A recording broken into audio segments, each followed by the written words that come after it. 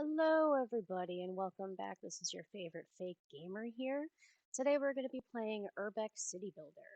Now, I've seen this on Steam a couple times, and I've seen other people play it, and it looked really fun, so I decided to try it out for myself. I've played a couple games so far just to kind of get the basics and see, how the game goes. And I'm going to go ahead and do a new game, and you guys can follow along. So, the first thing we need to do, we need to find a city name. So I'm not very good at naming things, I'll be perfectly honest, but we can go ahead and call it Phake Gaymerville. Whoop, if I could spell. There we go, Phake Gaymerville. Phake Gaymerville, that sounds great. So we'll go ahead and do a nice, easy, temperate biome.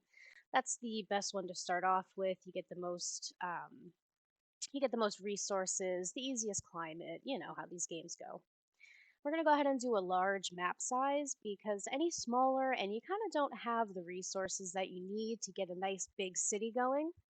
We'll keep some standard resources going for the beginning. We do want it to be coastal, so that way we do have the sea, but there's more land than sea. If you just do inland, you won't get any sea. One island, it's very small compared to the size of the ocean. We do want a river because we will be utilizing the river for power and other things, so we want to keep that.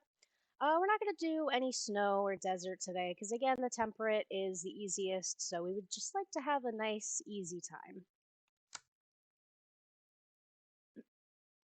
Alright, hello, this is Fake Gamer from the future here, and rewatching my recording back, I realized that I completely cut off all of these resources and the whole UI of the game, so that's very fun.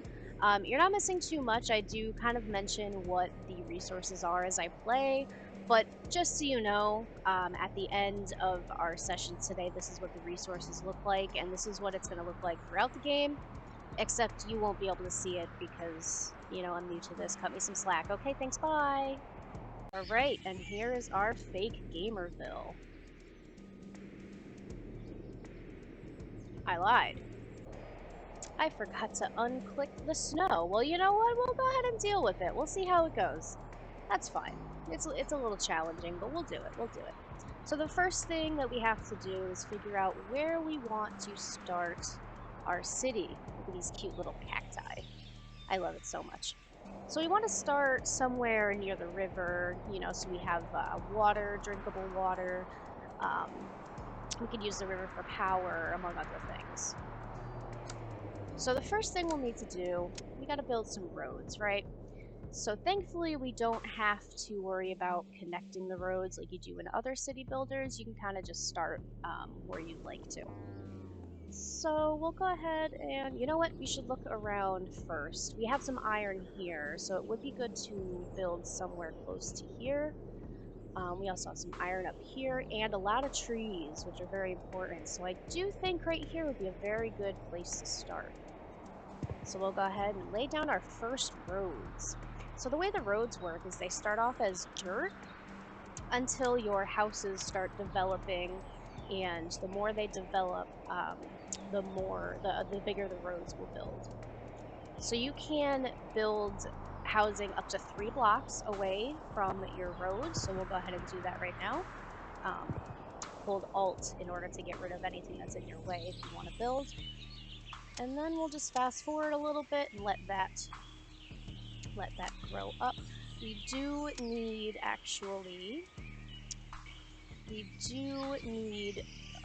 resources. So we're going to build a field. We'll go ahead and get some farming started. We should do this somewhere away from the iron because once we start harvesting that, it will add pollution. So we'll go ahead and do a field growing over here. So now that we have some food, you'll see the houses start developing, and it's lovely to watch. The next thing that we're going to need is a lumber camp, so you can get more trees. And you want to place this somewhere where you'll have the most trees in the area, which right about here looks right. So we're going to take our road and extend it out because it does need to be connected to a road. This one's the same, it has to be at least 3 blocks away from a road. So we'll go ahead and place that down right there. So now that's going to bring up our wood production. So it's going to be plus 15. I believe that's every day. You want to keep these in the positive, otherwise you're going to be using more resources than you have. So now that we have a little bit of a town growing here, let's go ahead and section that off, as well as this, just to get a little, housing area, and then a rural area over there. Oh, see, I don't have enough resources to build housing. So, if you look over here, it's going to cost 50, what is this called? Work. 50 work. And 10 lumber, which we have the lumber, and we have the work, so we should be able to do it now. Beautiful. We also want to make sure we watch our food, so we still have plus 60 here. Oops, see how it's going down? We're going to start to need more food in a bit. Let's fast forward that. Okay, so now that all of the housing is built up, we're at only plus 20 here. So we're going to go ahead and extend this field out a bit.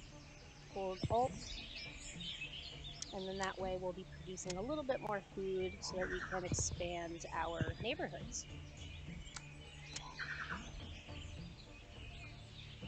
We're going to go ahead and build just this little bit right here since we don't have enough wood at the moment.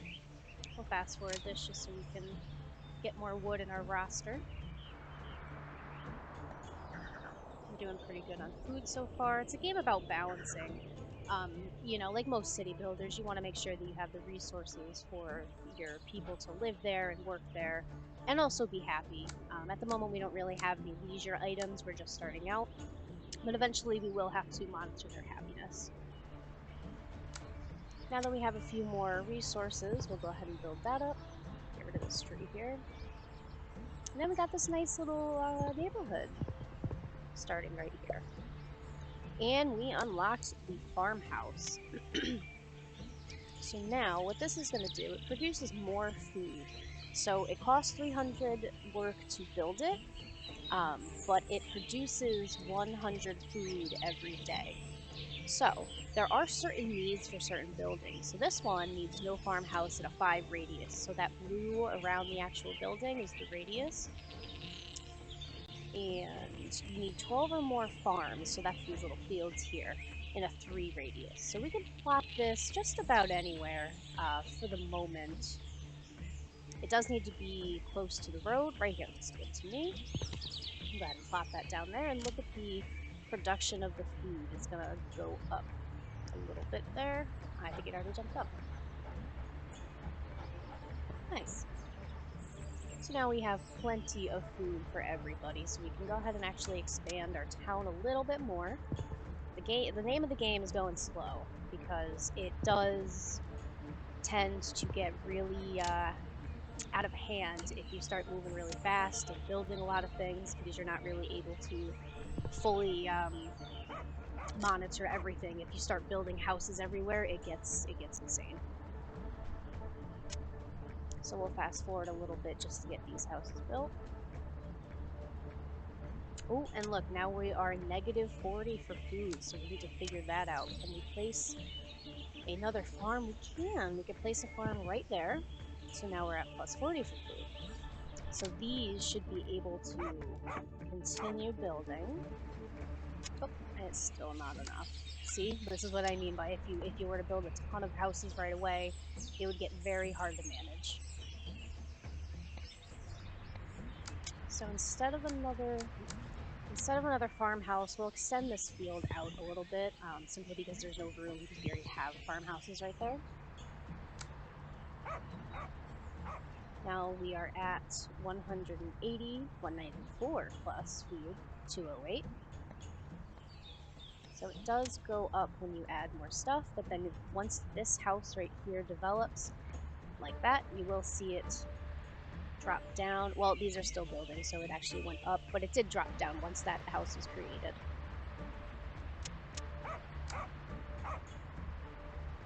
Now that we have plenty of food, we can go ahead and add some coastal houses right here. I think that looks so nice, and eventually we will be able to include a dock, which will then turn these into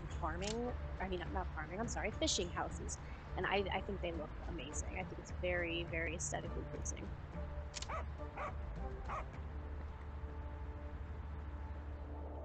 So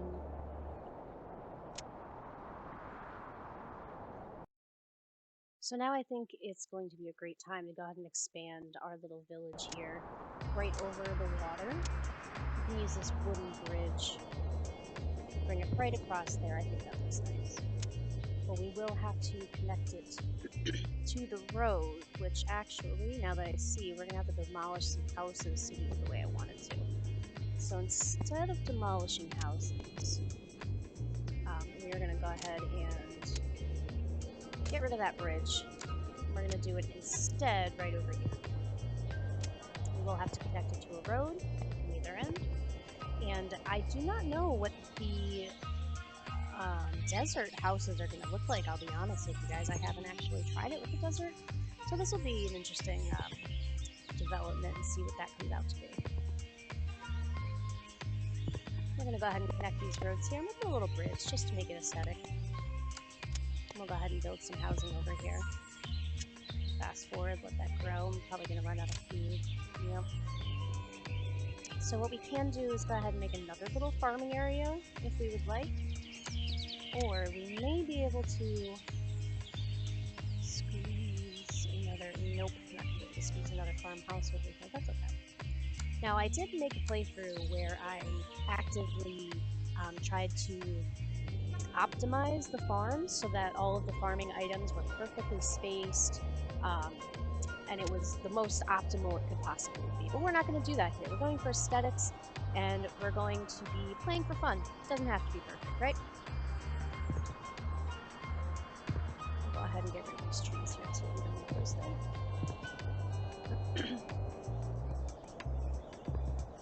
Okay, so now that's going to be a lot of food. And then we can go ahead and add another farmhouse right here. Ooh, we just unlocked a park, which is amazing. We can start getting our houses to upgrade that way. Yep, the village house and lumberjack cabin are now unlocked. So once we start placing parks down, our houses will begin to grow and change. So for now, we have plenty of food. We can go ahead and test out our new parks.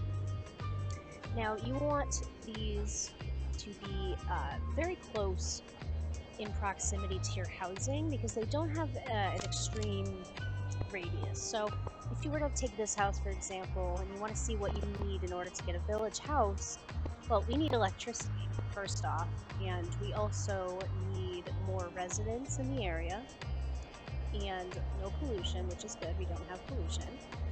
And you know what? This one might not need... I believe it might be the wealthy house, actually, that needs the park. So that's good. We can go ahead and upgrade to the regular village house once we get some power going. Now, excuse me. So now this lumberjack cabin will go ahead and serve us some energy, and we can put that right about here, because it does have to be close to the lumberjack, so that way they can, transfer the wood easy. And look at that. The second we add electricity, the city booms. So we can't, unfortunately, add another one right next to that one. It would be nice if we could just kind of spam them, but we can't. So we can make a road up here and create another one a little bit further away. Again, hold Alt and we'll get rid of that tree there. And now we have a surplus of energy, which is great. And now this lumberjack house is pretty neat because if we were to build housing near the lumberjacks, they'll actually be different housing than if they were... Actually, I don't see it as an option here to upgrade, which is interesting. Alright, well maybe we'll figure that out a little bit later. We just unlocked the water mill, which is actually my favorite way of getting energy, just because I think it looks really nice. So we can place these along some of the... Oh, we don't produce enough wood. Okay. We're actually going to need some more wood processes here. But for now, we have plenty of power. We don't need to worry about creating a second one very soon. We do, however, need to worry about our wood because we won't be able to build anything without wood. So we can take the road. Let's see, you know what, let's plan where we want to build this first. Seems like right here would be the best bet, maybe. Which spot has more trees, guys? Maybe right here, actually. Oh, wait, no, we have... Well, yeah, we're gonna have to use that spot for the iron, so we can go ahead and build it over here. Just gonna bring up the road there. There it is. We'll place a lumberjack camp. Boom. Now our wood production has a surplus of 13, which is pretty good, so we can sit and let that raise up a little bit.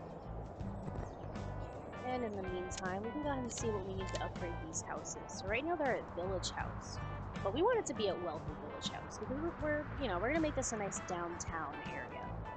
So in order to do that, we need a higher population. So we need to obviously build more houses. We'll need some food services, which I'm not sure we have unlocked yet, so we might have to wait for that. And one or more leisure in a 5 radius, and that leisure is going to be the parks that we unlocked before. So we have these ones, which again, we could put, one right here. Just kind of spread them about. Again, there's definitely an optimized way to place them, but we're playing for fun right now. We're not trying to make it as optimized as possible. Just because I like when things grow organically. I mean, it still does look nice when it's optimized and everything's in a nice grid. However, we're not doing that today. So we gotta go ahead and build up some housing so we can continue unlocking items. So that really entails finding a spot, building some houses, watching our resources, make sure that we have plenty for the new houses that just developed. And it looks like we still are good on that, so we can go ahead and make another road here, why not? And now these look slightly different, I believe, to the village houses over here. Maybe not. I'm trying to see what the desert does. If it creates different looking houses. Because all of the different stages of houses look different, so I imagine that, ones that are sitting on a desert plot would look different, but maybe not. Maybe not. This game, I believe, is still early access on Steam.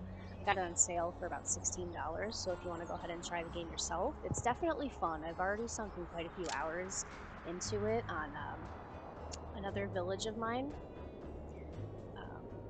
So I do recommend it. It is very fun, and it's one of the more calm city management games that I've ever played. A lot of them require way more, strategy in order to be fun and thrive. This one seems to thrive fairly nicely as long as you keep up with your resources. So we just unlocked the wealthy village house, the mini market, which is the food that's going to make the mini market. I'm sorry, make the wealthy house. So we have a local market and a mini market.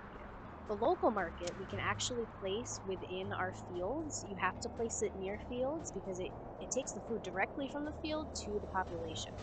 So we're going to plop this down here. And then we're also going to put a park. And those are going to be our requirements for the wealthy village house. Okay, so we have 15 residents in a 3 radius. We actually need a couple more, so we can go ahead and just kind of plop some houses here, just to bring that up a little bit and see what that does. Oh, we are low on food. That's why nothing's growing. Let's go ahead and get a farmhouse.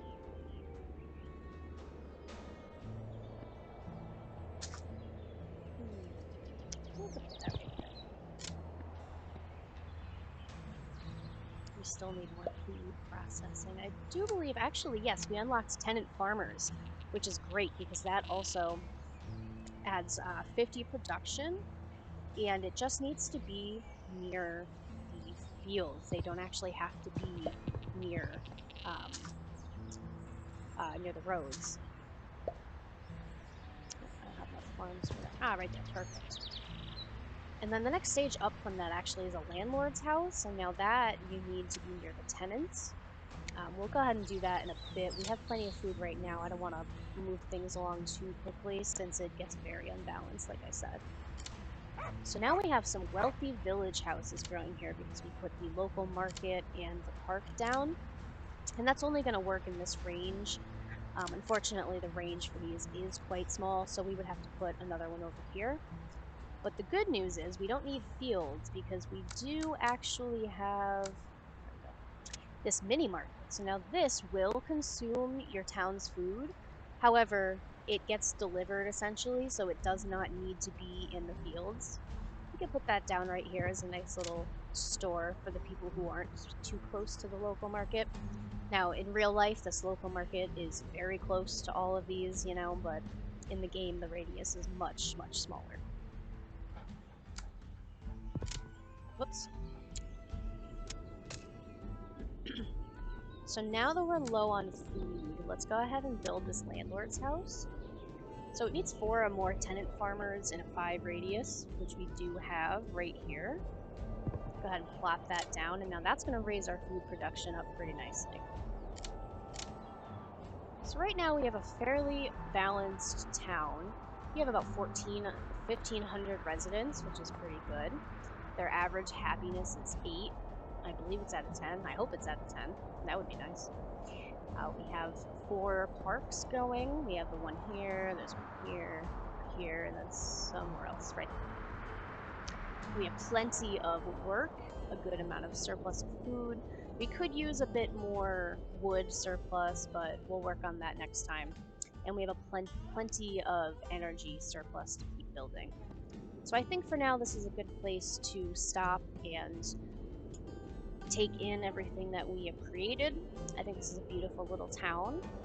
Let me know in the comments if you guys like this game, if you want to keep going, if you want to see more of what this game has to offer. We've barely scratched the surface, so there's definitely plenty more. Let me know if you found this interesting or if you want me to play anything else, and I'll definitely take your suggestions to heart. Alright, and as always, thank you guys for watching. Bye-bye.